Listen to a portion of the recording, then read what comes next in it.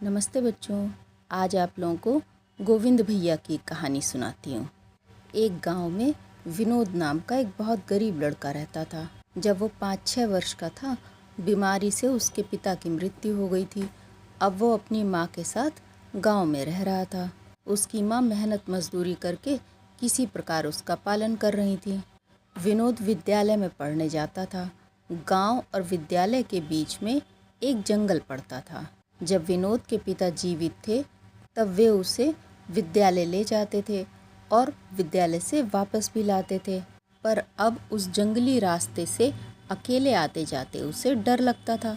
उसने अपनी माँ से कहा कि अब मैं विद्यालय नहीं जाऊँगा क्योंकि मुझे उस जंगली रास्ते से अकेले आने जाने में बहुत डर लगता है। उसकी माँ चाहती थी कि विनोद पढ़ लिख कर एक अच्छा इंसान बने, पर विनोद ने तो ज़िद पकड़ ली। तब उसकी माँ ने उसको समझाया कि कल से एक काम करना, जब तुम जंगल में पहुँचो और डर लगे तब ज़ोर ज़ोर से गोविंद भैया कहकर पुकारना, वो तुम्हें जंगल पार करा देंगे। इस छोटे से डर कर अपनी पढ़ाई छोड़ना समझदारी की बात नहीं है, क्योंकि ये पढ़ाई तो बेटा ज़िंदगी भर काम आएगी।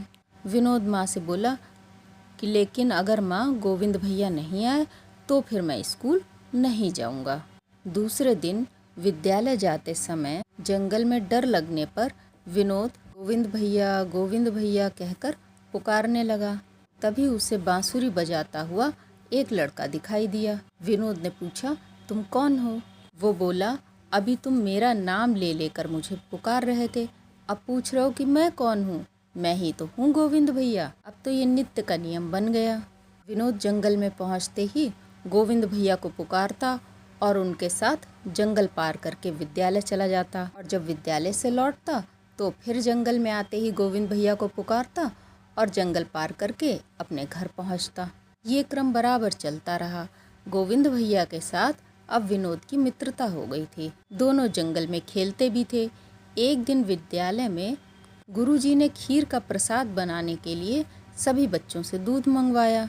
गांव में सभी के यहाँ गाय और भैंसें थीं। बच्चे दूध लेकर विद्यालय पहुँचे। कुछ बच्चे लोटों में दूध लेके गए तो कुछ गिलासों में। विनोद एक छोटा सा पूजा का लोटा लेकर विद्यालय पहुँचा। सभी बच्चे लाइन में खड़े थे और एक एक करके वहाँ रखे बड़े बर्तन में दूध डालते जाते और आगे बढ़ते जाते थे। जब विनोद की बारी आई तो उसके हाथ में पूजा का एक नन्हा सा लोटा देखकर गुरुजी ने उसे डांटते हुए कहा, इस छोटे से पूजा के लोटे में दूध लाने की क्या आवश्यकता थी? विनोद डांट पड़ने पर रोने लगा और बोला, ये दूध मेरे गोविंद भैया ने मुझे दिया है, आप ले लीजिए। गुरुजी गुस्से से बोले, ठीक है, डाल दो बर्तन में।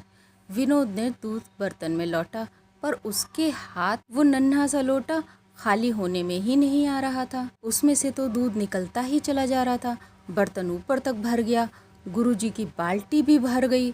अब दूसरे अध्यापकों ने भी देखा। सभी को बड़ा अचरज हुआ कि ये कैसा छोटा सा पूजा का बर्तन है जो खाली ही नहीं हो रहा। गुरुजी ने विनोद से कहा कि ये कौन है गोविंद भैया, मुझे भी उनसे मिलना है। विनोद गुरुजी को लेकर जंगल में पहुंचा। उसने गोविंद भैया को पुकारा, उनका पूजा का लोटा उन्हें वापस दिया और दूध के लिए उनको धन्यवाद दिया। गुरुजी को गोविंद भैया नहीं दिखाई दिए। उन्होंने देखा कि विनोद किसी से बात कर रहा है, पूजा का लोटा किसी को दे रहा है, कोई दिखाई क्यों नहीं दे रहा। फिर विनोद गेंद से खेलने लगा। इधर से विनोद तो गेंद फेंक रहा था, पर उधर से कौन गेंद फेंक रहा था विनोद के हाथ में, ये गुरुजी नहीं देख पाए। अब गुरुजी समझ गए कृष्ण भगवान अपने इस नन्हे से भक्त पर अपना आशीष बनाए हुए हैं। गुरुजी ने कृष्ण भगवान को प्रणाम किया और उनकी वंदना करते हुए अपने घर को लौट गए। इसीलिए कहते हैं, अगर बच्चे सच्चे मन से भगवान को पुकारें तो वो उनकी सहायता करने ज़रूर आते हैं। ठीक है बच्चों, फिर मिलते हैं अगली कहानी में।